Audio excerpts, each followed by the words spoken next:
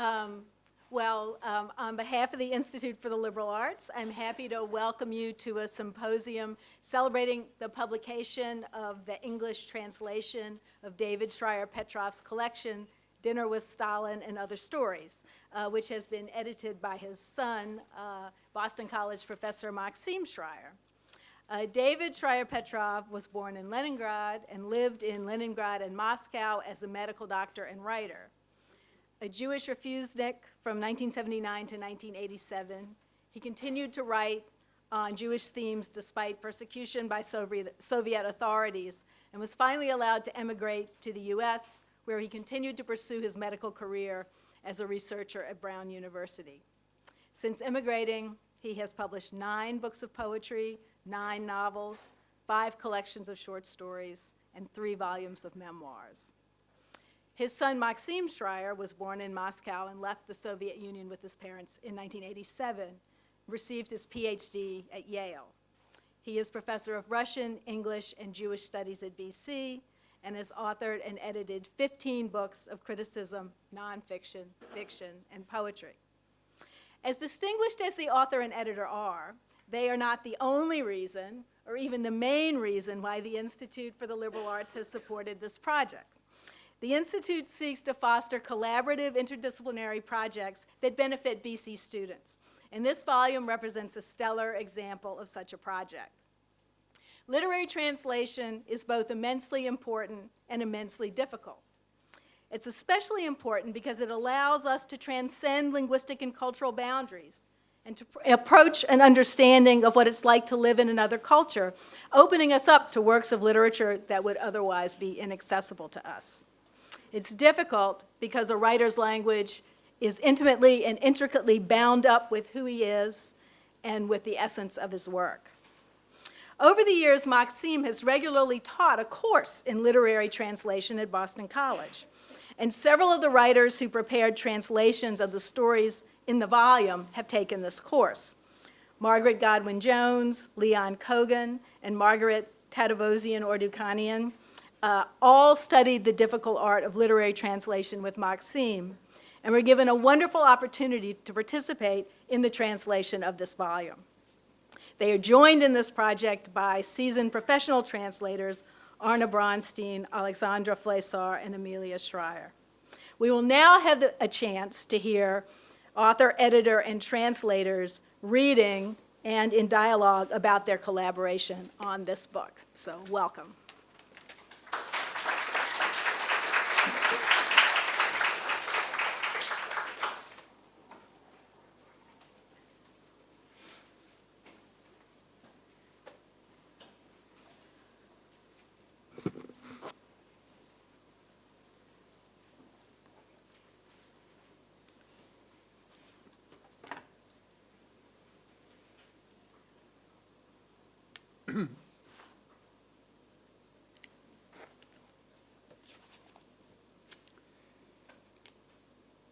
Thank you very much for this kind opportunity to read and to hear translations.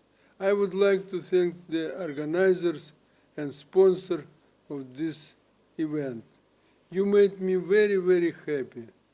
It's not easy to describe a new collection of short stories in a few brief comments. Too many characters, a multitude of story lines. As a genre, the short story is more fragile and vulnerable than the bigger prose form, the novel. The short story does not tolerate falsity and uncertainty. Shortcomings are immediately exposed on the face of short story. I have always been drawn to fairy tales, legends, and myths.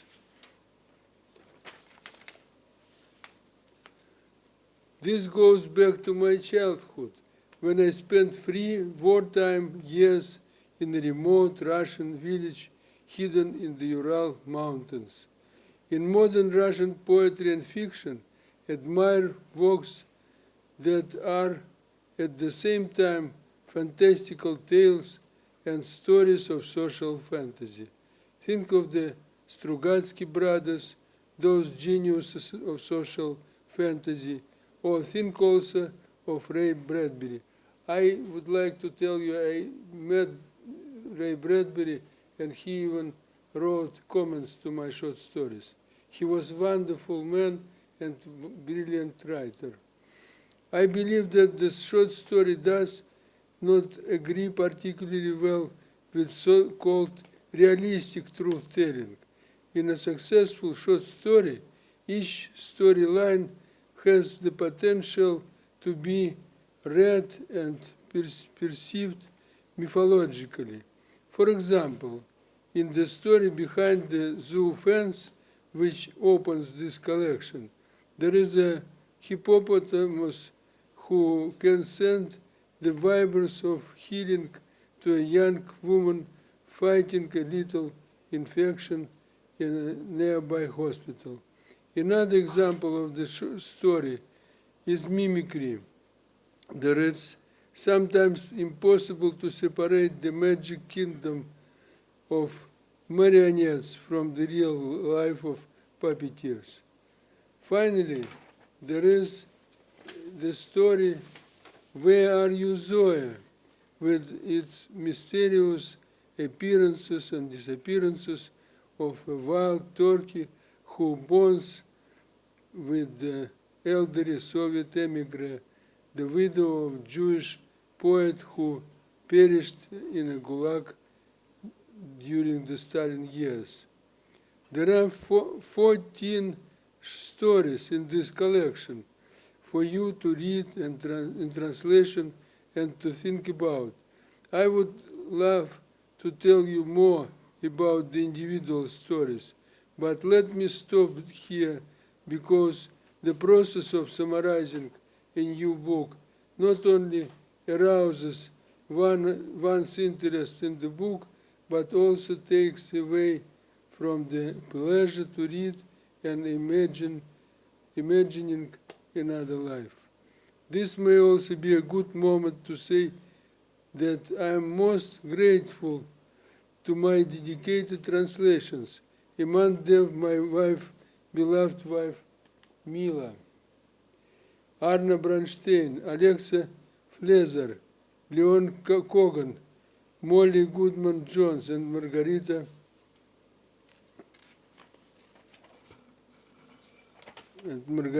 Ordukanyan. I will now turn the floor to my son, Maxim Schreier, who edited and translated the book. Thank you all for being here. I look forward to your questions and comments at the end of the readings. Thank you very much.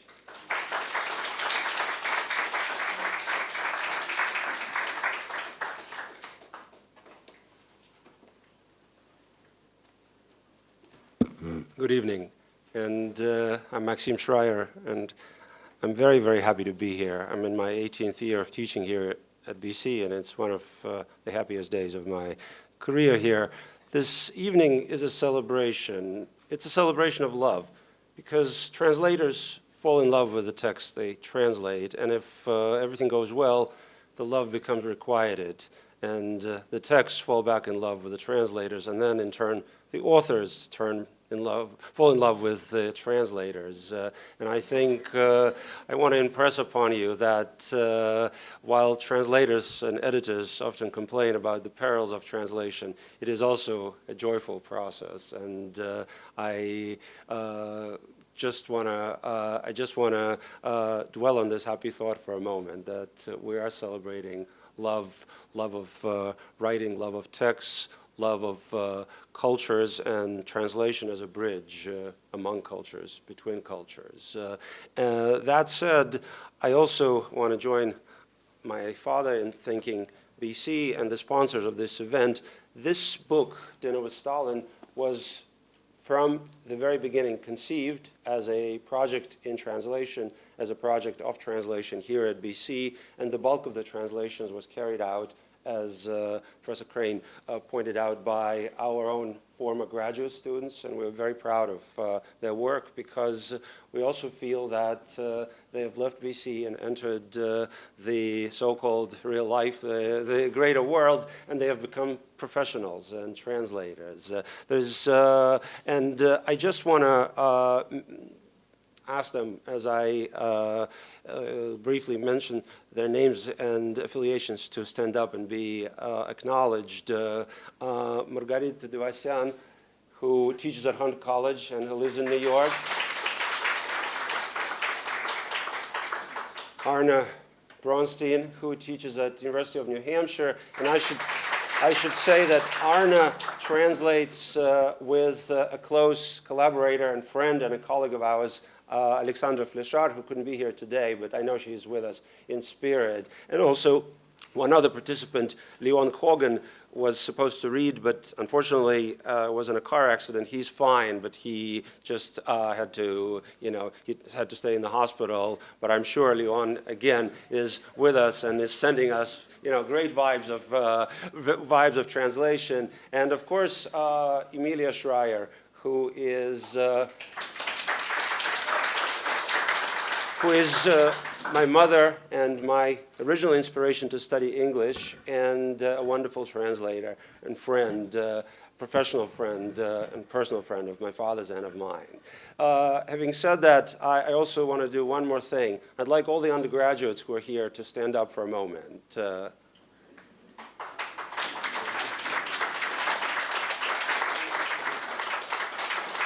Why am I asking? It's okay, guys. This will, by the way, all be on the quiz tomorrow. I asked you guys to stand up to be recognized because you too are translators. And I think as you are reading Russian and Jewish authors in translation, as you are this semester, you're learning that you're not only reading translated texts, you're also becoming translators and co-interpreters of foreign cultures. And without you, our job would be half empty, half hollow. So thank you. Having been said, what we're going to do for you tonight is each translator will introduce one text that they worked on and read an excerpt. And then we will have a moderated discussion. We're very lucky to have my colleague and friend, Professor Michael Connolly, a brilliant linguist who is going to moderate the discussion and who himself has been involved with the enterprise of translation for many, many years in various ways.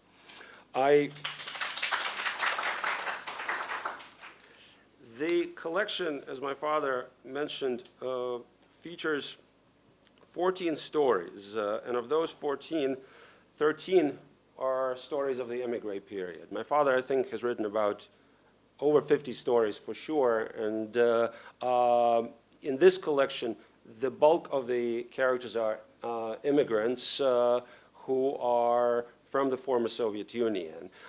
There's one story, and it's the one that I'm going to read, and I felt strongly about including it, that my father wrote in 1984. It was a very difficult time in our lives. It was a difficult political time in Russia. It's before the dawn of reforms. The war in Afghanistan was still going on. We had been refuseniks for a number of years. And this story actually looks back to my father's youth in Leningrad and to his Jewish roots. It's a work of fiction, but it also has some autobiographical overtones. And all you need to know is that it's set sometime in the early 1960s in what used to be Leningrad and what is now St. Petersburg again. It's called Mimosa Flowers for Grandmother's Grave. That morning, Solomon worked in animal care. It wasn't even noon, but 300 white mice had been infected with TB bacilli and put back in their cages. Solomon was at a turning point in his animal experiments. If successful, the new method of treating TB could enter clinical trials. There was cause for hope. For a minute, Solomon allowed himself to be distracted from the sweetly pungent atmosphere of the animal care facility. He was no longer irritated by a tremulous ray of sunlight peeking in like an orphan through a bottle glass window. Solomon pretended not to notice Katka, the orderly, who reeked of undiluted alcohol. He was daydreaming.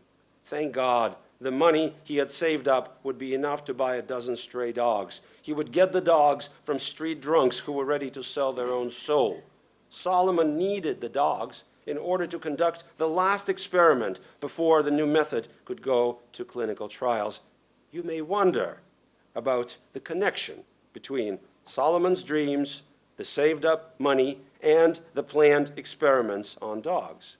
There was a very specific one.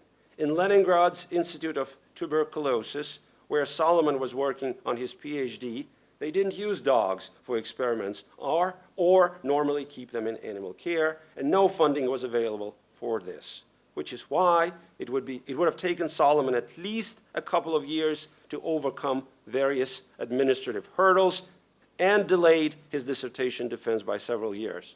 Solomon, hey Solomon, you deaf or something? Katka the orderly had ripped him away from his reveries. You are wanted urgently on the phone. Solomon removed his rubber gloves, untied the checkered brown apron, shed his white coat and surgical cap. In the receiver, he heard Aunt Betya's sobbing voice. His Auntie Betya, his father's unmarried older sister, lived with his mother, Solomon's grandmother. Solomon, come quickly. Mama is not doing well, Aunt Betya said. Something happened to grandmother. Grandmother's not well, not well, not well. Faster, faster, faster. The chain gear of terrifying words turned in Solomon's mind as he rushed out of the Institute's gates on Ligovsky Prospect and grabbed a taxi as he swallowed with salt tears all the cars, buildings, public gardens, and bridges flashing by in the taxi windows. Finally, the taxi left behind the little park at the corner of Zelenin Street and Chkalovsky Prospect. On warmer days, she would sit here on a bench, flanked by lady friends of many years who regarded her as their elder. Indeed, Solomon's grandmother had no equals in terms of her wisdom and composure and the truthfulness of her heart. But she's not there anymore, and the park itself, overcome by vernal anticipation of change, has lost its snowy pureness. Instead of the snowdrifts, tall, fluffed-up pillows, and on the pillows, grandmother's large face, furrowed and cinnamon-hued, with a beautiful straight nose, solidly shaped eyebrows, a high forehead encased with snowy hair, except that grandmother's eyes, always engaging, shining with a special light of caring about the person she was speaking with, because this person was a living, dear, and inimitable human being, except that these velvety brown eyes, set in a mosaic of wrinkles, were now closed. Solomon leaned over to kiss grandmother's cooling cheek and the corner of her eye, from which the tiny rays of kindness emerged. Grandmother, what's wrong? Can you hear me? But grandmother probably could no longer hear him. Her soul, having exited her body of almost 90 years, had not yet left the room and was saying goodbye to the people and objects she so loved. Aunt Betya, sons and grandchildren, her husband's portrait, the family album, the book in a gilded binding, the TV set and the armchair, everybody and everything. Even though Solomon had always lived in a different apartment on the Vyborg side of Leningrad, since his early school years, he had been accustomed to visiting grandmother 2 or 3 times a week at her apartment on the city's Petrograd side. It's hard to say which was the dominant factor in their friendship. Was it the pity she felt for her grandson, who grew up with a living father, yet without one? Unlike the other children who were growing up in functional families, Solomon grew up in the street amid gang members and was always getting in trouble. Or did fear for her grandson trump pity? Or could it also be that all of these things paled in comparison with the unceasing likeness of character between her grandson Solomon and her eldest son Isaac, her Isa, whom she hadn't seen in over 40 years, her eldest son, who was also a daring seeker after the truth, who suffered from injustice and lack of freedom and experienced the same burning hatred and unconditional love. He, her Izya was the best horseback rider among the boys of Kamenets-Podolsk, where their family hailed from, and he also scored the best goals and was the most devoted friend. It was he, her eldest son, Isaac, who came home one spring day and said, "Farewell, Mama, Papa, farewell, farewell, Sister Betya, and you, my brothers, be happy. I'm leaving for Palestine to build a new life." He was only 16 at the time when he said farewell to his beloved family. He mounted a horse and later, in Odessa, boarded a ship and disappeared beyond the Bosporus. Isaac knew how much grandmother loved mimosas, the flowers of spring. Middlemen used to buy them in bulk in the south and bring them up north. Like a last kiss, he sent her a bunch of warm yellow flowers from Odessa on the eve of his departure. That faraway spring had long passed, and the summer after it had fired away. Then autumn and winter followed suit. Then spring came again, but no one in the house, neither grandfather nor Aunt Betya nor their brothers, had the heart to remove Izya's wilted mimosa twigs from the room. This is what Solomon's kin began to call them, Izya's flowers. Isaac's letters began to arrive from the mandate of Palestine. He grubbed up tree stumps, dried out swamps, irrigated deserts. Izya would send them letters and photographs, a halutz. He was bringing that ancient land back to life. In some pictures, he stood among the Bedouins, proud witnesses to the land's past declines and victories. Dozens of letters over a decade. Isaac had become a grown man, but his eyes, the same as grandmother's, still shone with youth. I'm going to skip just a short paragraph and read this. Grandmother was lying in her spacious bed, head resting on a white pillow. Behind the pillow, the backdrop of a dark brown headboard framed the view, as though this was no longer his dear living grandmother, but her frozen, sorrowful portrait. Aunt Betya brought in a tea tray, and all of them, the family members who were already there, had some tea at the round dining room table. Grandmother lay beside them so that one could make oneself believe this was not forever, not for eternity, but just temporary. It was as though grandmother was just tired and had fallen asleep, and the family members didn't wait for her to wake and were having some tea. Then Solomon's father arrived, and his father's younger brother a little later. In half whispers, they talked, mostly about the way grandmother was in life. Solomon found this all bewildering, since each word was simultaneously truth and understatement, some rough assemblage of grandmother's image through their joint efforts. He knew for a fact that grandmother was and would always remain exactly what she had meant to him. Only his heart and her heart conjured up this double vision. Nobody in the world understood him as she did, and therefore he didn't love anybody in the world the way he loved her. They were frank with each other, like two inseparable friends who did not know competition or envy. Nothing could stand between them. Separation by distance, difference in age, intrigues of the jealous others. Nobody could understand their friendship, and the age difference shielded and protected their bond from quotidian jabs and blows. Grandmother lay beneath grandfather's framed photograph. And I'm very pleased to introduce Arne Bronstein, who will read next.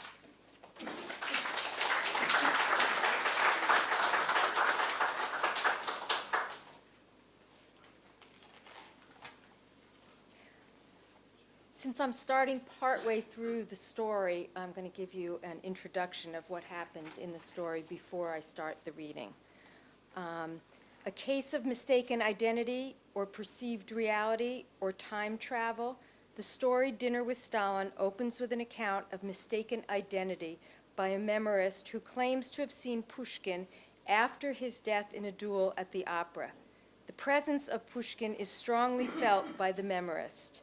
The second scene of the story is another example of someone bearing a resemblance to a famous person. The next occurrence of the same ilk takes place after the narrator of the story has immigrated to Providence, Rhode Island, where there is a community of Russian emigres. The scene is at the home of Grisha and Galia, a couple known for their hospitality. It is a special gathering as a friend of Grisha's from Baku is coming to visit and will be at the dinner. This friend was an actor at the Drama Theater in Tbilisi, Georgia, and his arrival is eagerly awaited by his hosts. A sumptuous feast is consumed with wines and vodkas, and the guests wait for the arrival of the actor. When the door opens, Grisha arrives with Stalin, who proceeds to light his pipe and smoke, as well as consume wine and vodka. Stalin questions the other guests, some of whom he says he has met in his Kremlin office. A poem written by Stalin in his youth is recited by the host. Suddenly, Stalin became agitated, his eyes lit up, and he said, "Listen to this poem in Georgian." He pushed his chair back, raised himself to his full, not very tall stature, and waving his pipe around, began to read his sonorous verses in a language we couldn't understand. We applauded again, but this time with complete sincerity. It seemed that a certain balance was established when the haze of imaginations, mystification, or hypnosis began to scatter, and each of us wanted the visiting actor to liberate us at last from this terrible fairy tale that harkened back to an even more horrible time of our real past. But at this point, as they say in Russia, the devil pushed Ella, a song-loving boozer, to remember her accordion. She slid off her chair, darted into the hallway, and returned with her accordion, almost half the size of the musician herself. Ella stretched out the bellows, which sighed thankfully, like the hero of Russian epic songs, Ilya Muromets, after waking up from a long slumber. Stuttering slightly from excitement and all the wine she had consumed, Ella announced, "And now together we will all sing an inspirational popular song from the time of the great patriotic war, March of the Artillerymen." She gave her raucous instrument a rhythm, and we picked up the song. "Artillerymen, Stalin ordered you. Artillerymen, our country calls to battle. From many thousands of guns we shall avenge our mother's tears. For our motherland, fire, fire on." Ella remembered all the lyrics. We followed her and her accordion and sang the entire song to the end. Stalin sang along with us, and when the song ended, he said, "Comrades, let's drink to the motherland, to Stalin." Everyone drank with the exception of my Mira and the historian Alyosha. "And you, do you need a special invitation?" asked our guest from Tbilisi, stretching forth his hand, which had emerged from the sleeve of his army green jacket like a vulture out of its nest, and pointing to his old man's tremorous finger first at Mira, who was sitting to his left, and then at Alyosha. "We've had enough of this masquerade," Mira's words sliced the air. "But if you really want to know, I will drink under one condition. If you, the genius leader and teacher, explain to us why it is that in order to have peace on earth and humanity's progress, it was necessary to fabricate the Kremlin doctor's plot. Why was it necessary to break the joints of my uncle's arms and legs, he, a famous surgeon who spent the entire 4 years saving lives at the war front? For the sake of what lofty ideal was it necessary to design mass deportations of Jews, as had been done earlier to the Volga Germans, the Crimean Tatars, and the Chechens? For what, if not to complete the genocide of Jews Hitler had started? Stalin was deeply pensive. Mira covered her face with a napkin. Her shoulders were heaving from sobbing. Finally, the leader said, "We wanted to save the Soviet Jewry, poisoned by Zionist propaganda, from the justified anger of the Russian people. It was for this reason that worker settlements with modern housing were built in distant regions of Siberia, for example, Birobidzhan, and factories, plants, and collective farms established nearby. Let my words be confirmed by another doubter. In those years, his father was in charge of the Ministry of Construction." This time, the predatory bird of Stalin's hand stretched toward Alyosha. That's not true, Alyosha intoned. Actually, the construction of housing for future deportees was handed over to Lavrenti Beria, and he made sure that the barracks were built with boards that had spaces the size of a finger between them. My father reported that to the Politburo. He stated that it would be a crime to settle Jewish families in such inhumane conditions. For this, he was immediately arrested by state security police. Don't turn your father into a starving little orphan. As soon as they let him out, he immediately exacted revenge for his own arrest by executing Beria without a trial or an investigation. But what did you want, a new bloody terror? Alyosha asked.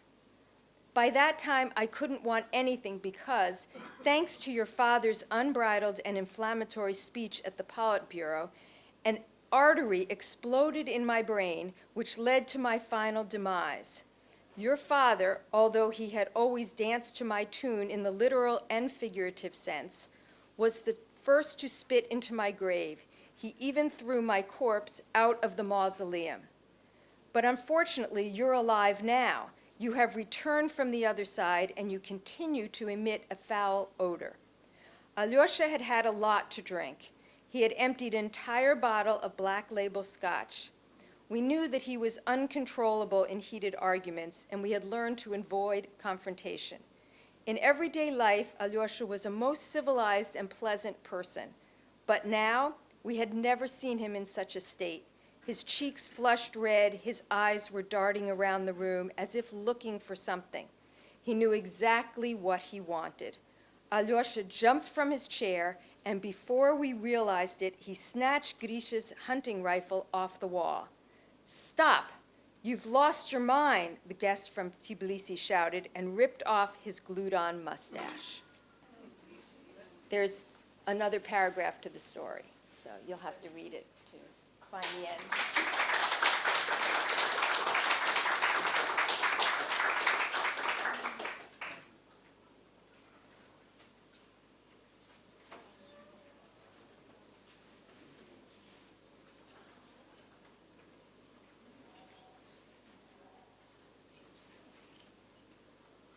Good evening, everybody.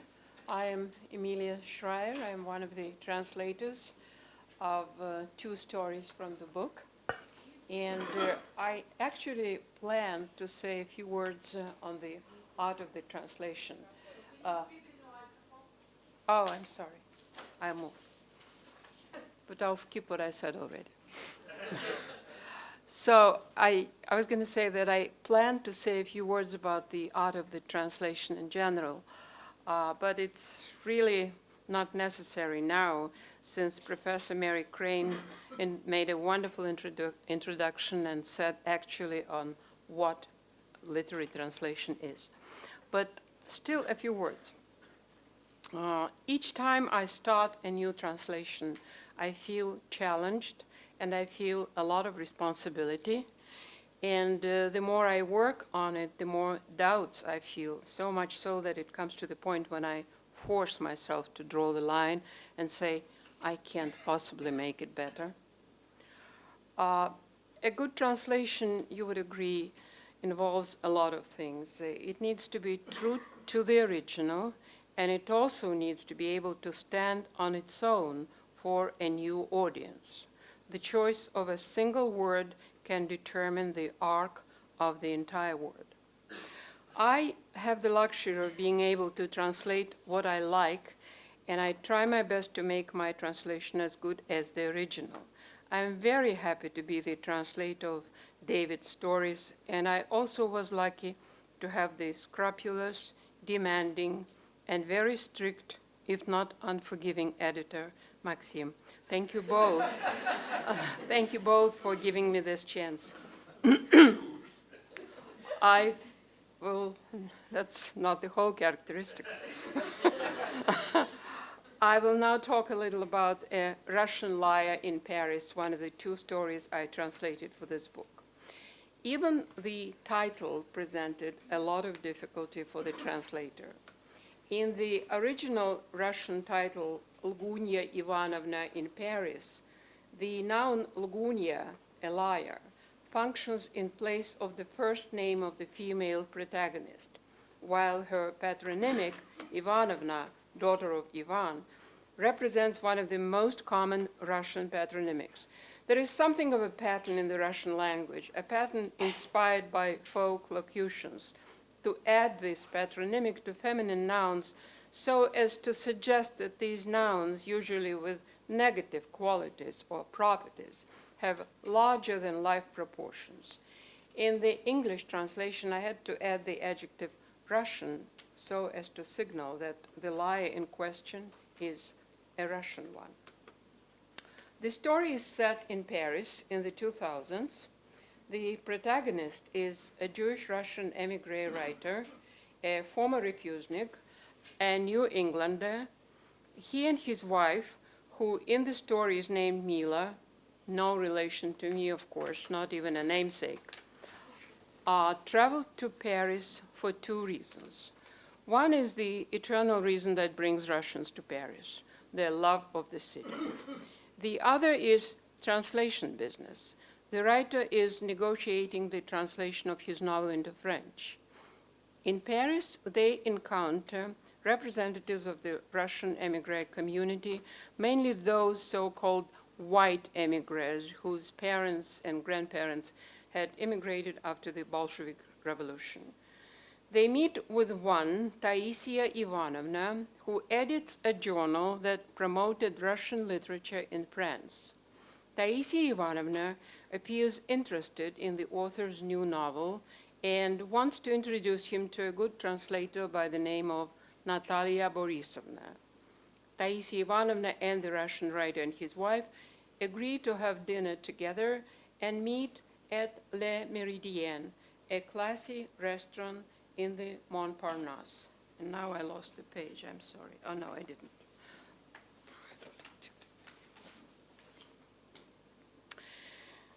We'll certainly have champagne to start with. Agreed? Taisia Ivanovna said and ordered. The champagne was excellent. We treated ourselves to pressed caviar. Jewel, the waiter, brought a bottle of white wine and we each had a glass. When Mila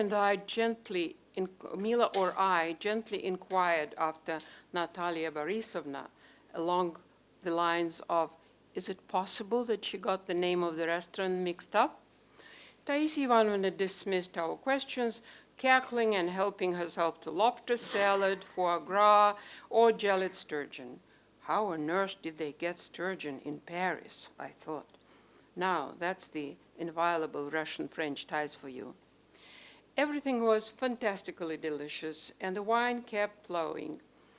First white, then red, the order going so well along with a joke about the white and the red Russians in Paris. A funny joke, except one couldn't label as red a bunch of former dissidents, most of them Jews, from the Soviet Union, could one? True, most of the Jews were baptized, but they were Jews and not descendants of the white Russians.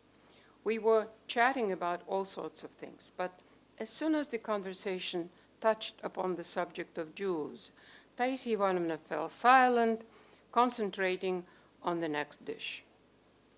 The rabbit ragout. I must tell you, in all honesty, that I had never tasted anything as fine as that.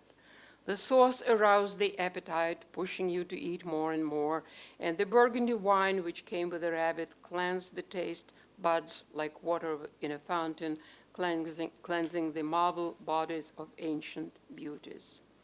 At some point I forced myself, like a drug addict tearing himself from a hookah with opium, to stop eating and asked Taisia Ivanovna again about the translator. Yes, you're right. Let me call her from the bar, she replied, notes of irritation in her voice. I need to remind the reader that in those days, the early 90s of the previous century, mobile phones were not yet widespread, and calls had to be made from home phones or office phones, pay phones, or from such places as bars. Mila and I tried not to exchange glances. We put down forks and knives and waited for the publisher, who was our dinner guest, to return from the bar. Taisia Ivanovna came back, looking like a triumphant victor about to address the adoring fellow citizens. Let's order coffee and dessert. They have the most delicious eclairs here. I have crazy news for you. Again, we followed her lead. The coffee and desserts were served. Finally, Taisia Ivanovna spoke. Natalia Borisovna was about to call a cab to come and meet us here, when suddenly Gromov telephoned her from Nice and urgently requested her presence. She is supposed to check the proofs of his novel, which Gallimard is publishing. They booked a hotel for her, and she's taking the night train. But what about? I could no longer restrain myself. When are you going back to the States? In a week. Well, plenty of time, Taisia Ivanovna answered matter-of-factly as she peeked into the bill brought by the waiter. I was studying the bill woefully and without much progress, hoping only that when I converted the price for our supper, again the problem of translation, from francs to dollars, it would seem less devastating. I must say the prices in respectable Parisian restaurants always remain high, said Taisia Ivanovna. High is right, Mila said. Yes, high indeed, but the quality of food is always excellent.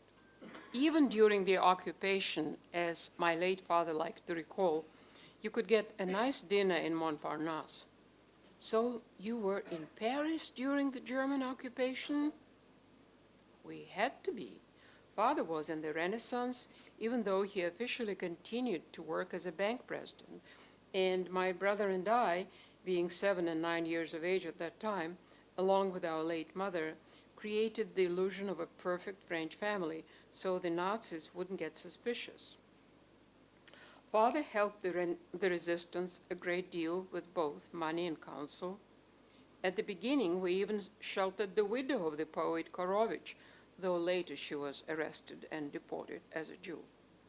Taisia Ivanovna asked for tea and another order of eclairs. And so your family continued to live in Paris as if nothing was going on when the ill-fated widow of poet Korovich was at the threshold of the gas chamber? Mila asked. You don't suppose we had to follow her to the gas chamber when we aren't even Jews? The evening, which was botched up by my potential translator's sudden departure for Nice, and all but buried under the gravestone of the huge restaurant bill, nearly ended our association with Taisia Ivanovna, and all because of Mila's overzealous desire to get to the bottom of the truth. I looked at my wife with entreaty, patting her hand and coughing purposely until Mila finally stopped and left Taisia Ivanovna alone. To her credit, the publisher of the journal, where I no longer hoped to get published, pretended that Mila's venomous questions weren't directed at her. After the restaurant, we took a cab and dropped Taisia Ivanovna off at her apartment halfway between La Méridienne and our hotel. Thank you very much.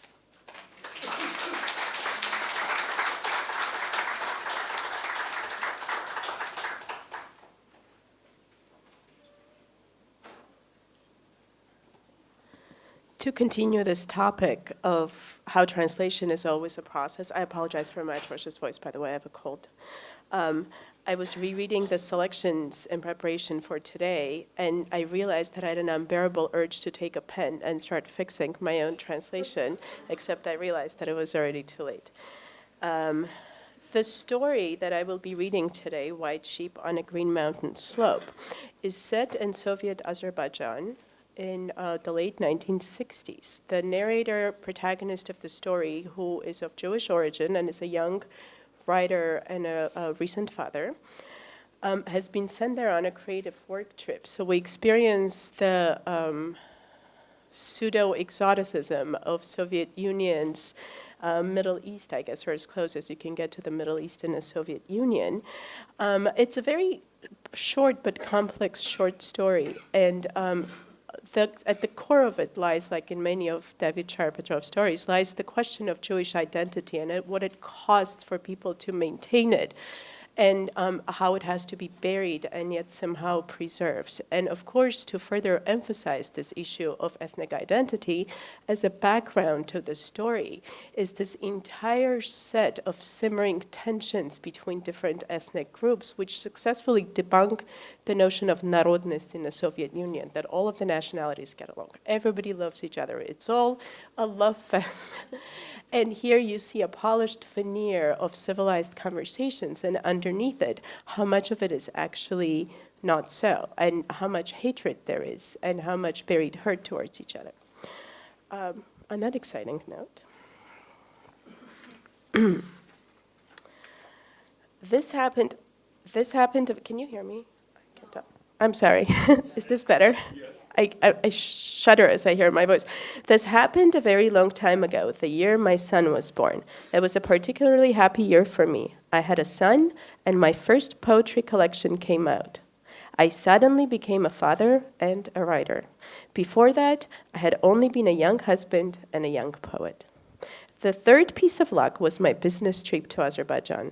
An editor at Knowledge Publishing House, where another book of mine about the intersections between poetry and science was due to appear, said to me, "Daniil, would you like to go on a creative work trip to Azerbaijan?" "Why Azerbaijan, of all places?" I asked. "Well, you have recently been translating Azeri poets, haven't you?"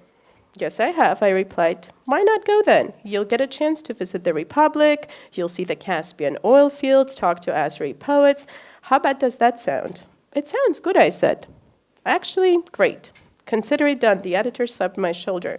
"You leave in 2 days. You'll meet the rest of the group on a plane. See my secretary, Maria Ivanovna, tomorrow about your ticket and per diem. Any questions?" "None," I said, and rushed home to pack for the road.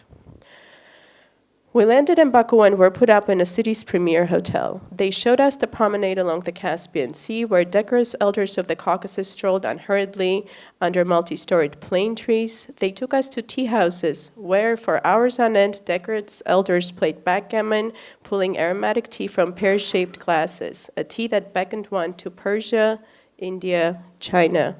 After being wound into the coiled seashell of an old fortress, we stood in ancient streets so narrow that a man could hardly pass between the stone walls of its dwellings.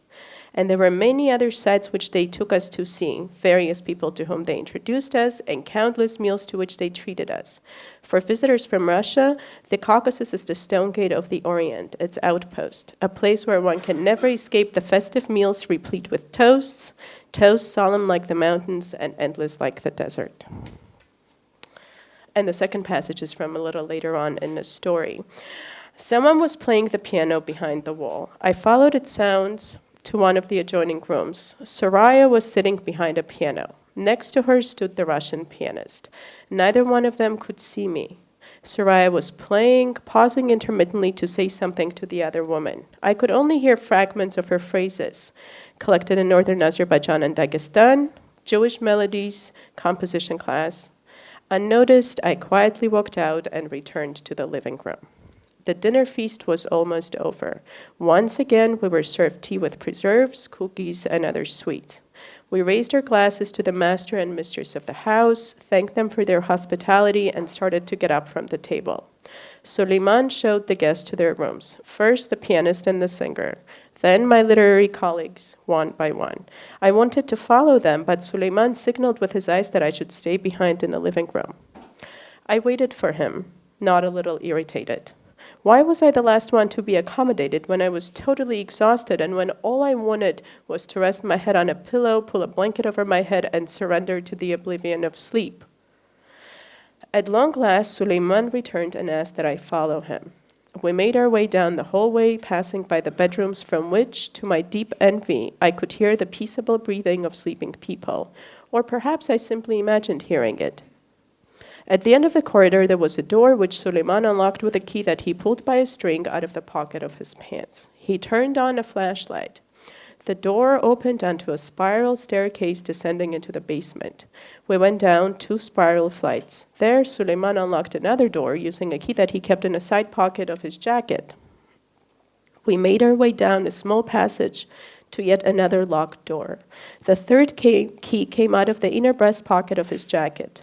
Suleiman let me in and turned on the light. It was an oval-shaped, windowless room, a room in the depths of the cellar. In a system of using floors to measure a building's level, the oval room would have been on a minus second floor. I looked around while Suleiman hurriedly locked the deadbolt from the inside. He was silent that entire time. It was as if he were playing the silent game. Was he following the rules of a sect of hermits who gave the vow of silence so as not to distort the truth with words, since any word except the word of God was but a lie? Or perhaps there were other reasons for Suleiman's silence. On the side of the oval room opposite the door stood a small pedestal draped in a white silk cover, which was adorned along the edges with dark stripes and silk tassels, like those on a talis. Resting on a cover was a thick, opened, leather-bound tome with silver clasps. Behind the book, there stood a silver menorah with blown-out candles. I came closer. The pages of the book were strewn with Hebrew characters that resembled unearthly notes recording the music of divine words. Suleiman leaned over, pressing his index finger against his own lips. My family comes from the mountain Jews that were forced into Islam back in a day, but we still remain Jews. I woke up early, just before dawn. Suleiman's stone house was steeped in a stillness of the pre-morning hours. I put on my clothes and quietly exited to the back porch. Right outside the fence enclosing the garden, there was the road, and beyond it, mountain slopes. The young grass, nurtured by the autumn rains that had followed the summer droughts, had colored the slopes green. Blankets of snow lay atop the mountains, or were those clouds taking a rest on the snow-covered stone berths? Green slopes, mountain tops covered with snow and clouds. I saw a white cloud inching its way from the road onto the green of the mountain slope. A cloud? I peered closer. It was a herd of white sheep ascending the mountains. White sheep on a green mountain slope. A shepherd in a long burqa and shaggy fur hat followed the herd. It was a biblical picture of a world I had never known. Mountain slopes, green grass, white sheep, a shepherd. Just like in ancient times, back in Abraham's day, right? I turned around and saw Soraya standing in a doorway. She looked European, a charcoal gray short skirt, a white blouse, black hair draped over the collar of her raincoat, and lips touched up with gloss. Yes, this biblical feeling, music of the mountains and deserts in which our ancestors wandered, I responded. How delightful that you too can hear this. I've been trying to compose music that... Before I had a chance to ask her, what music? May I hear it? Where? A Volga sedan pulled over. Soraya ducked into the car. As it sped off like a temperamental young stallion, she managed to roll the window down and yell something that I didn't quite make out, catching only the words, "In the fortress." Thank you.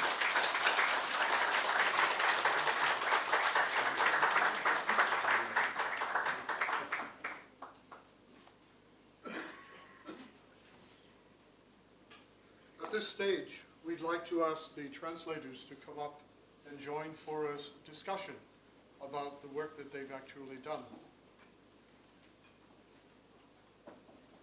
And the way I'd like to proceed would be to maybe pose a few questions to them, to each of the translators, and then from there we can go to a general discussion.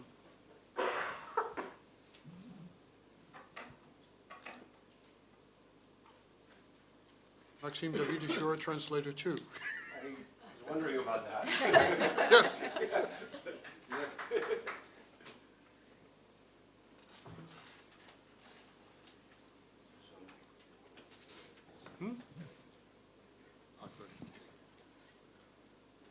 The first observation I'd make was that this is now the second time that I've been able to read these stories.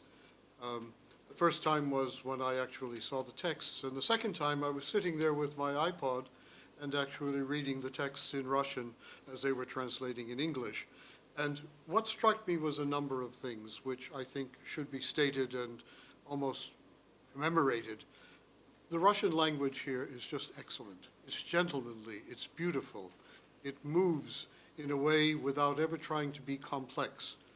It has this wonderful simplicity of mind and straightforwardness and beauty that goes along with all of that. So it's not just simple, but simply beautiful or beautifully simple. So I'd like to congratulate, first of all, the author for that marvelous work.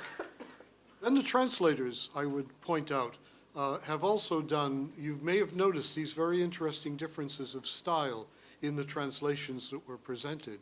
And so maybe that's something that we can start to talk about, how people got in these different situations. And the first thing I'd like to do would be to ask maybe Mrs. Schreier, being closest to the author, how did it feel translating something where you could read all sorts of subtexts behind what was actually being written on the surface without giving away family secrets? Well, if the author doesn't give them away, then why should I? It's very, very difficult to honestly answer your question because in my position, I think, as a translator and a close member of the family, if I may, it has some advantages and it has some disadvantages because I probably do understand every subtext and every nuance and every little thing here and there, which would seem that it makes my task easier. Then on the other hand, it doesn't. Did I answer, or do you want me to? No, you did, actually. One of my masters always had the maxim, which I've always found useful. A translator should always be as vague as the original. That's so good. So I was trying to be. I want to ask the same thing of Maxim Davidovich now, because he's coming at this from a different generation, from a different approach. What happens with the personal items which are in that work? Well, first of all, I think the privilege of translating one's father is, to some extent, a family circumstance. It's a privilege and a joy, but I also don't think it should be used as an excuse for, inadequacies and infelicities and blunders. In a way, I feel a greater ethical responsibility precisely because I don't want this to be thought of as a family affair. In other words, I think, and I have been fortunate enough to have worked with other authors, both from the present and from the past. I've translated Yuri Trifonov, some really wonderful prose writers and many, many poets as well, with whom I didn't have a familiar connection, although I think every translator eventually feels that they are connected, right, through lines of familiar ties to the authors. My point is, I think the ethics here, when you translate a family member or edit a translation by a family member, is one of greater moral responsibility, coupled with a certain freedom, because I think you also live these texts not only as a professional, but also as someone for whom translating these works, living them, giving them a voice in translation is a destiny, not just a métier. Given the degree of detachment that a professional brings to this, you find that actually trying to suppress some of the holding yourself back a bit inhibits your translation work? Louis, I honestly don't think there is a singular way of answering the question. To give the example, which is very close to my heart, in the story that I read, of course, the story comes alive with a great deal of our personal history and of the history of Jews in Russia and the former Soviet Union. And of course, translating a story like that a couple of years ago is not the same, and perhaps let me make this point, not the same as writing it as my father did in 1984, and not the same as living the events described in the story in 1962, and furthermore, not the same as being born as the grandmother in the story at the time when there was still over 5 million Jews in the Russian Empire. Even after World War II and the Holocaust, there was still 2 million. They're now under 200,000.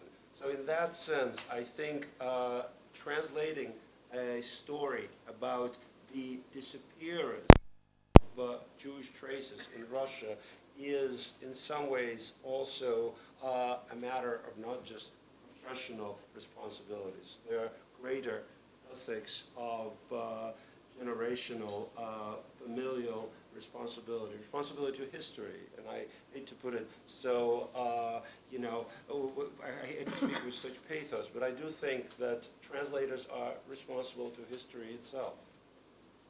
Then let me go to the other side of that same question. You're not going to hold yourself back on the one hand, but on the other hand, you're translating with a mission. Now, how does that affect your translation? I don't think that's a contradiction, because I think if you are clear about the mission, you can then surrender yourself to the text, relax, and let the text do its job on you. So to me, this is not at all a contradiction. I very much like how you pose the question, but I would hope you would agree, Michaelis. Oh, I do. Yeah. I was hoping you'd say that. Thank you. Thank you. I'd like to ask also, maybe Marguerite would be the right person to ask about this. We have a lot of what we'll call in this Caucasian exoticism. Do you want to talk about how you deal with that when you're translating, how you incorporate that and keep the, what do they call it, the spice of the translation there? Can everybody hear me? So to the uninitiated, I'm actually from Armenia, and there are a lot of references to Armenia in the story that I just read from. And as a funny example of an answer to your question, there is a line about how, God forbid, you should ever mention Armenian cognac while drinking at an Azeri's house. And of course, to me, it's hilarious. I see that only I get the joke in this, but there are all these moments. Armenia and Azerbaijan have been at odds, historical and political odds with each other for quite some time. They've been in an armed conflict for the last 20 years, but before that there has been a lot of tension between them as well. And all of that surfaces in the story. Of course, as an Armenian, my heart starts beating a little faster when I read this, but as Maxime was saying, I think that as a translator, you find your responsibility to the text overall greater. And I actually find it to be a fun challenge to try to distance myself from it and try to look at it not with an Armenian's eye, which would always want to gloss the story a little bit in my national favor, but rather to try to see it through the eyes of somebody from Moscow who has traveled to this part of the world for maybe the first time and is just beginning to grapple with all of these, as I said, simmering tensions that permeate the texture of the story. And one of the questions that I've had to deal with, and as an editor, Maxime has made the final call on some of these, I sometimes feel the need to footnote some of the references. And I think that Maxime helped me arrive at a very helpful way of inserting parenthetical information about things like, for example, Mountain Ararat, which is mentioned in the story, which I think a Russian reader would know what the allusions are. But in English translation, we've had to add a parenthetical aside explaining what it is. Yes, I noticed a number of those, and I'd like to ask Anna maybe about this. How do you accommodate the English reader, English-speaking reader, who will not catch all of the references without making it clumsy and without having to footnote it? Very good of you to tell her not to use footnotes. Thank you. That is something that I've had to grapple with because I do translation with Alexa. And so part of my job, she does the first very rough, exact translation, and I do the editing, and then we go back and forth together, literally sitting with both texts and arguing back and forth. And one of the things that I do is try to figure out what we're going to footnote, what we can somehow work into the text without adding words that are not David's words. And so it's a hard balance trying to look at it from an American reader's point of view, and not even from my students' point of view, but the general public. I mean, there's so many different layers I can look at it from my mother's point of view, and I do that sometimes because I've asked her questions about certain things that have to do with Judaism and references of that sort that she knows a lot better than I do. And then I have to look at it from, okay, if my students were reading it, which is how I first met David and Maxime, was inviting them to meet my students. And then just a general reader that I'm hoping, one of the reasons why we translate is to get these works out to people that normally are not going to have the chance to read them because they don't read Russian. And it's a hard balance. And sometimes I put things in, and then as I'm reading it again and again and again, and still always correcting, even when I read it now, I think, oh, maybe we should have used something different there.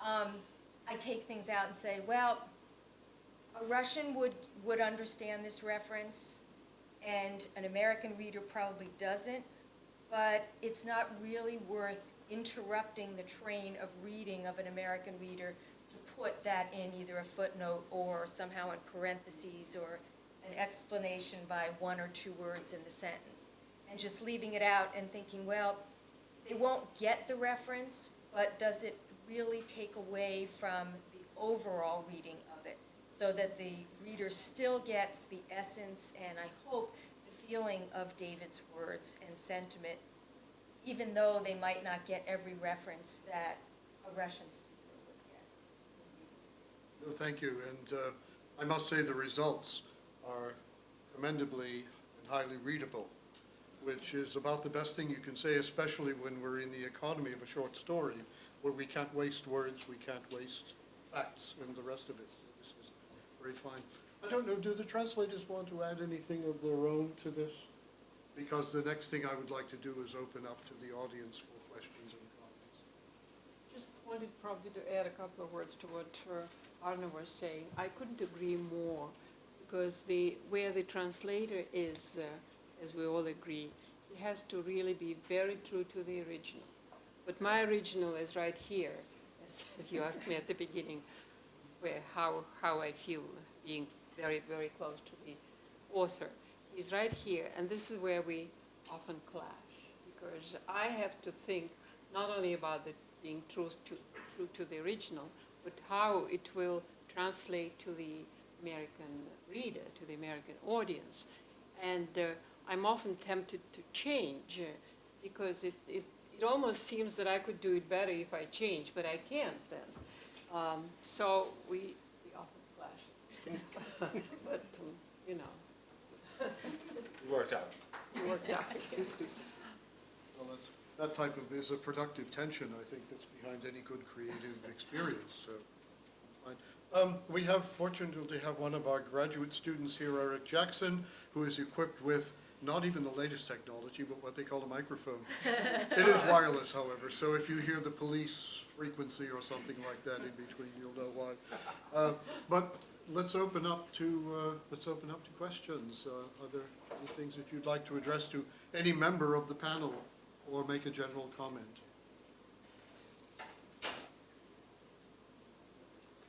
Yes, Dick Tresh over there. Yep, you're it, Dick. Are there some things when you're translating to an American audience, are there some things in stories that are so central in context that you feel like you actually have, and you don't want to interrupt the story, that you actually have to add some sentences that really weren't there, or add a paragraph, but without this particular context, it's just impossible? I find sometimes I can add a word or two.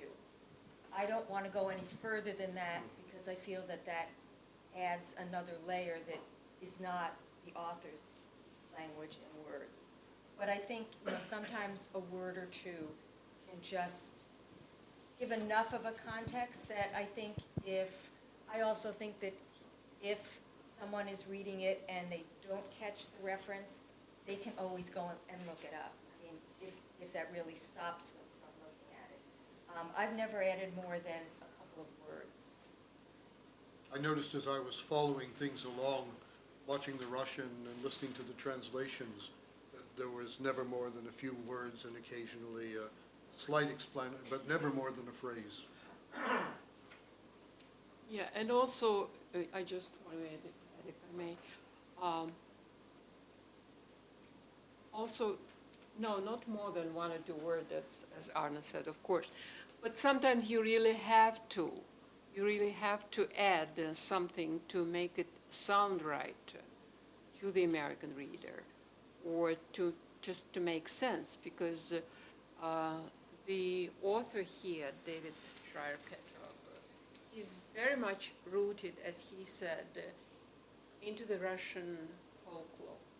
And that Russian folklore very often has idioms and meanings that I want to say are impossible to translate, because Maxim here doesn't allow me to say that. He says that everything is possible to be translated.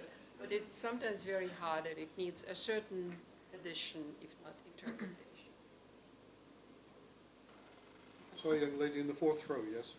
Wondering, maybe look at it. Oh, excuse me, Mike, you want to? Well, I think that I would just mostly reiterate what everybody else was saying, and just add that you don't want to run the risk of usurping a text, especially when you're dealing with a living, breathing author who can read your translation and say, no, but jokes aside, I think that there is so much debate in the field of theoretical approaches to translation about whether the translator's responsibilities to the source text or the target language. And really, while everybody has a very strong opinion theoretically about this, in reality, in practice, when you're a translator, you sort of deal with 40% of responsibility to source text, 40% of responsibility to target text, and to borrow Nabokov's term, 20% of a factor X, which is a sort of gray area in which you, as a translator, have to make very difficult decisions about what you have to do, what you leave, and what you add, and what you take out in order to make the text readable. Just to add my 2 Kopecks worth of thoughts, since just to disabuse, I guess, this gathering of the idea that authors' children are somehow draconian overseers of the enterprise of translation. They are I not. happen to think it's the other way around. And since Margarit, who wrote a great dissertation on Nabokov and has done a lot of work on transcultural communication and on translatability, mentioned Nabokov. I knew his late son Dmitry, have spoken with him on a number of occasions, including in Montreux, where he lived, where Vladimir and Vera Nabokov lived after they moved there in Switzerland. And I can tell you this, the same sort of aura, I think, surrounded Dmitry from the outside, that he was this draconian overseer of his father's legacy. You got to know him, you would immediately discover that once he felt about you as a student of his father's work or a translator, that you fundamentally love and respect your father's works. He really fundamentally loved and respected you, and I just want to tell you, I don't just fundamentally love and respect you, I truly love and respect my father's translators.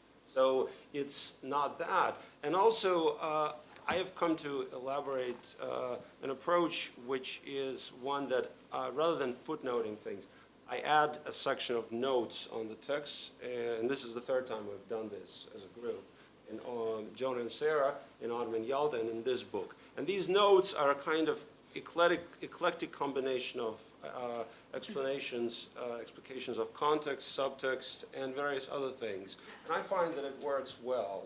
But, And it doesn't interrupt the process of reading, Exactly. like a footnote would. Yeah, so, thank you. I can add a little bit. Today I mentioned for narrow circle of the friends and translators about my friendship, maybe not friendship, but my adoring the great Russian translator Tatiana Gnedich. She translated Byron. And she was in the prison 15 years.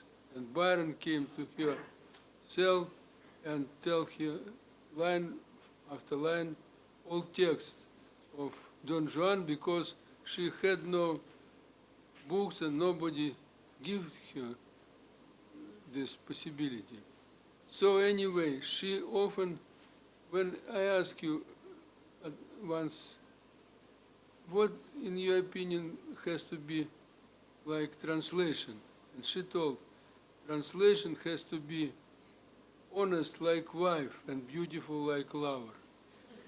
So my opinion is, you have to feel. You have to feel, and because every line in the poems or every line in the prose which you need to translate, it's alive. It's like small animals. You have to touch it. You have to kiss it. You have to talk with this line like a baby. Because if she will believe in you, she will open your heart and you will translate. Thank you.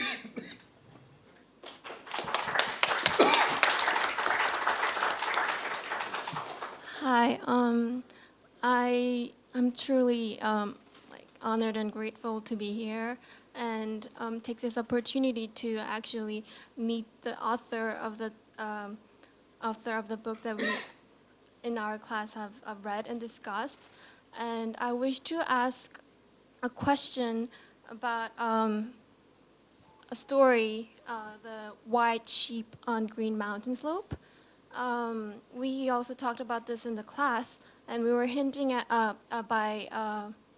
we were talking about the illustration of biblical picture in ancient times back in Abram's day, and how that kind of hinted at the land where there will be a peaceful coexistence between the people, despite the different religions or ethnicities. And I was really amazed by the last sentence that you have ended the story, which says, I heard the bells of the caravan camels, the creaking of the desert sand, the tinkling of a brook, and the dying bleat of the white sheep that our forefather Abraham had sacrificed to the Almighty, so that one day he would reconcile Abraham's two sons, Ishmael and Isaac. So I wanted to ask if you are actually talking about the conflict that is going on in Israel between the Arabs and Israelis. And I was very curious about what you meant by the white sheep, what actually it symbolizes. You want me to answer now immediately? I'm sorry for the long question. Oh, sure. Everybody dreams that this idiotic conflict will be solved someday, solved. Because it's impossible. They are really brothers, Palestinian and Israeli people brothers, and genetic molecular biologists showed, it was published half a year ago, not maybe 5 months ago, that genetically they are typically brothers, the closest people on the earth. Sure, I dream about this, but I cannot figure how to do it. The problem is so hard. I cannot. The only way is to publish this book in Palestinian area and in Israeli area and discuss. Let them discuss book, not discuss territory, not discuss everything, but book. This story, it will be my dream in reality. Thank you very much. Thank you. Can you please answer what actually this white sheep symbolizes? White sheep, it's we. We are white sheep. Intelligence, it's white sheep. Because we are first who goes to the under the knife. All right. Thank you so much. Thank you.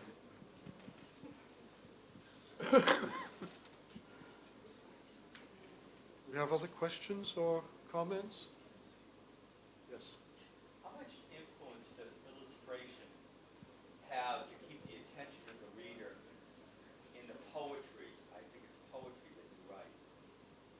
We're very visual, and it's sometimes we can be caught off guard by the story and not continue the story, be caught by words, keep going, but having visual artwork in the book keeps our focus, tends to keep our focus on the story. How much involvement in the illustration is done in this book? Maybe.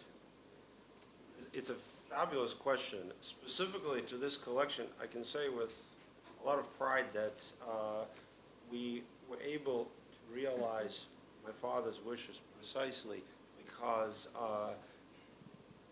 as my colleague and friend Michael Connolly has very astutely pointed out, there's a lot of caucasus in the book, and it is, in a way, a kind of model of interethnic, interreligious, racial relations. And so my father wanted something of the Caucasus to be on the cover, and his first thought was to draw on the art of the great Georgian artist who is often thought of as primitivist. I don't think he's a primitivist. I think he's more complex than most of us, Niko Pirasmanishvili. And the National Art Museum in Tbilisi in Georgia was extremely kind and supportive, and they sent us a very high quality slide and gave us permission to use it. And I think, to me, this is a perfect illustration of how paintings that sometimes hover above the text or, above the author's creative mind, then, come to illuminate the book. So, Seth, I think that to me is not just an illustration. In a way, it's a kind of capsule, some essence of the book. It's a feast, but it's not just a feast of food. And it's also not just a feast of celebration. It is, to some extent, also, an experience that is bittersweet.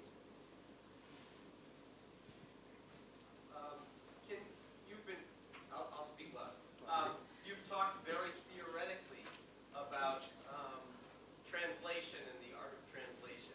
Can you give some concrete examples of difficulties that you encountered going from the Russian to the English, or specifically from David's Russian to an English that you thought the audience would best understand? I remember taking a class with Everett Fox, Everett Fox, who teaches at Clark, or taught at Clark, and about his translation of the Old Testament. Fox, you mean, Everett Fox. Yes, Fox, of the Old Testament, and he talked about having to come up with word combinations that weren't really English in order to make as close to literal or as close to true. And I wonder what you encountered in going from David's Russian to English. I'll gladly speak to that because we were actually talking about it earlier today.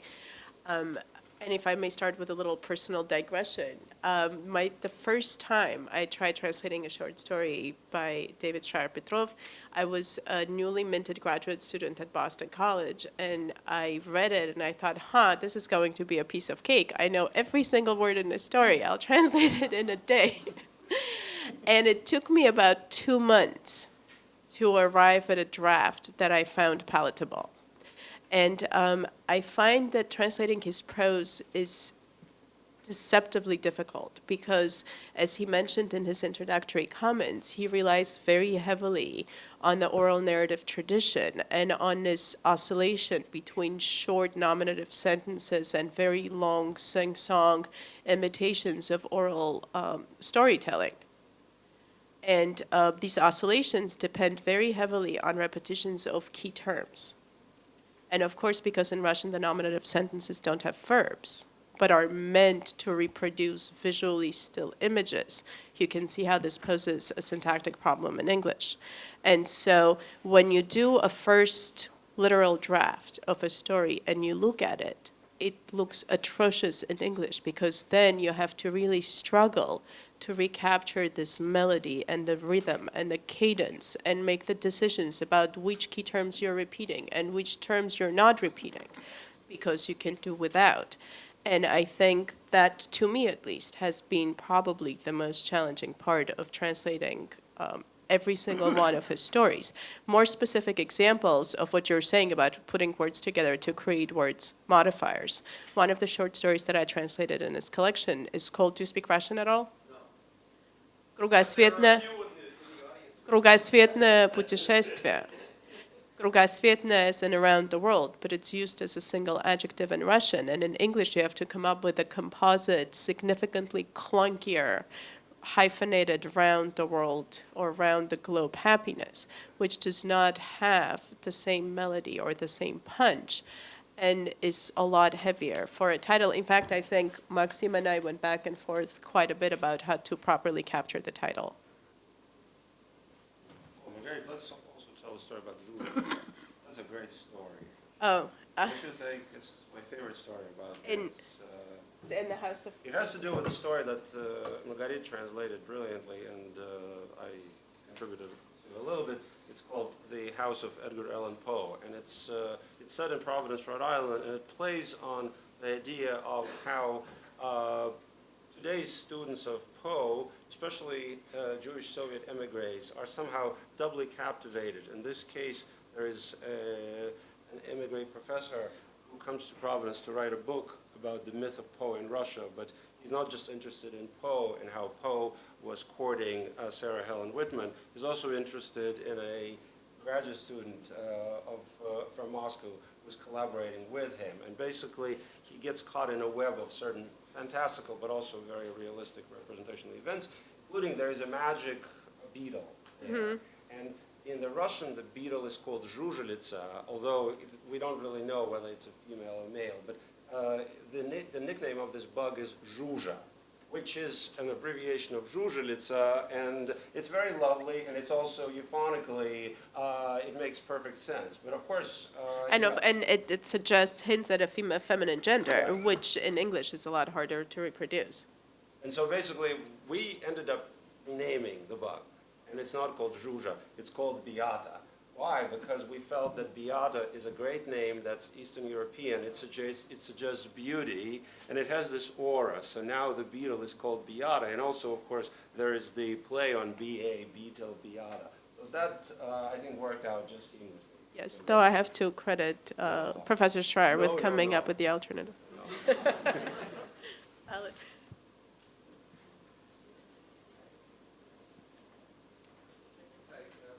Thanks very much. Really enjoyed the presentation. I've always loved Russian literature. Let me see if I can speak a little loudly. I was thinking, these are just some thoughts that you may address, but I've ended up with a question. The King James Version of the Bible, it's the 23rd Psalm, he maketh me to lie down in green pastures. I prefer that so much to the new translations, which I thought took away a lot of the poetry. Anyway, here's my question. I saw David Lean's Dr. Zhivago. I saw Masterpiece Theater's version of Dr. Zhivago. I always wanted to read it. And I was faced with two translations. One, the original English one, which was modified somewhat, but I think it came out around 1960, late 50s. And then a more modern version. And I started reading the more modern version, very flowery. And it seemed to miss the essence of the Russian as I had appreciated it in the Nabokov or Dostoevsky or Tolstoy or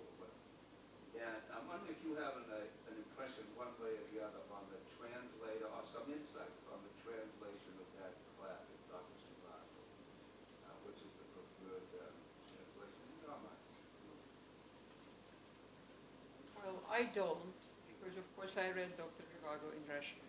Why should I read it in English? I've never read it. I can just tell you personally, I certainly prefer Max Hayward's translation, which is the classic one you're referring to.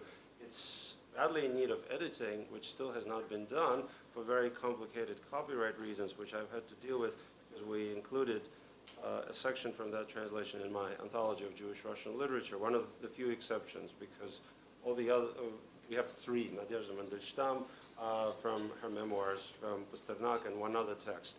But basically, it still is a wonderful, monument to literary translation, and I still prefer that to the other one that I think you described accurately. I just mentioned that we were talking about a month ago about translations of Chekhov. And I think we both agreed that in fact the old Constance Garnett Victorian translations were still the best and most solid ones to read, despite the fact that there are some modern translations that you will find as bestsellers. Well, there's a whole group of students here who are reading in classics of Russian literature, or reading Russian literature in translation, and they just read Crime and Punishment in Constance Garnett's translation, and I think we all enjoyed it. I'm sorry? Louder, please. There's a whole group of students here from classics of Russian literature who have just finished reading Crime and Punishment in Constance Garnett's translation, and I think we were in agreement about its virtues, and we're now beginning to read Anna Karenina in a modern translation because everything else is out of print. It's a disaster. And in general, let me voice my utter Are discontent. you reading the Bachowska Papier Yes, translation? yes, Oh. because luckily, we can produce new translations and we are free to do so. But what's happening with the classics of Russian works in translation is that they're going out of print, and that's just terribly sad, wouldn't you agree, Arna? Yeah. I mean, I think that I remember the first novel that I ever read in Russian was Dr. Zhivago, and I had to do that for a graduate course. And it's still one of my favorite novels. And I just remember when I went to teach it for the first time in translation, I just felt this gap. And you kind of, when you teach literature and translation, you have to make a decision of what it is you want the students to get out of the novel. And it's different than when I was reading the novels in a graduate course and we were reading it in the original and discussing it in Russian. And it's a totally different novel in a sense. Not necessarily better or worse. Because, I mean, I love teaching literature to my students. I don't get to do it very often. I teach mostly language now. But still, I just think that, there's different ways of looking at novels, and it's not necessarily better or worse when you're reading it in the original or in the translation. It's just different. I actually, as a very interesting exercise in translation, not in literature, at the beginning of every translation seminar I teach, I make my students read the opening paragraph of Anna Karenina in 9 translations. And I have them vote on which translation they like best. And I'm always invariably surprised to find out that most of them vote for the Constance Garnett translation, although we have also affectionately turned Garnett into a verb in my translation seminar, which means to omit something that you don't know how to translate.